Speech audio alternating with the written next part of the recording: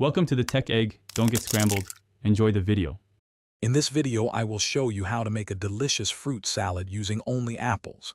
It's a simple, refreshing dish perfect for any occasion. First, selecting the right apples is key.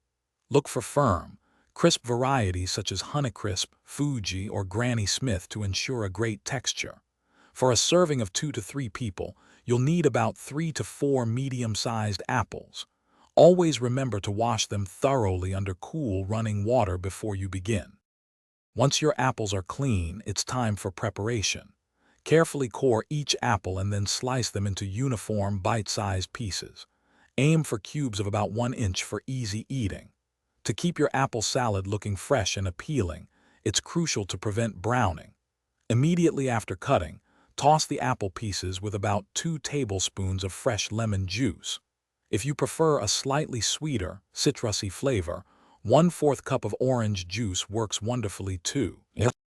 Now, let's elevate the flavor of our apple salad with a simple, yet delightful dressing.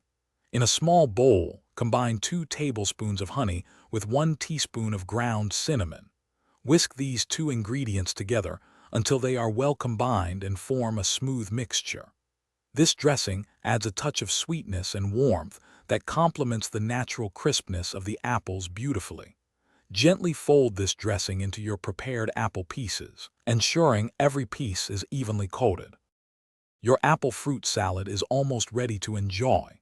For the best flavor and a refreshing experience, I recommend chilling the salad in the refrigerator for at least 30 minutes before serving. This allows the flavors to meld together perfectly. If you wish, you can garnish your salad with a light sprinkle of extra cinnamon or a fresh mint leaf for an added touch of elegance. Any leftovers can be stored in an airtight container in the refrigerator for up to 2 days, maintaining its crispness. Thanks for watching. Consider subscribing if I helped unscramble your problems.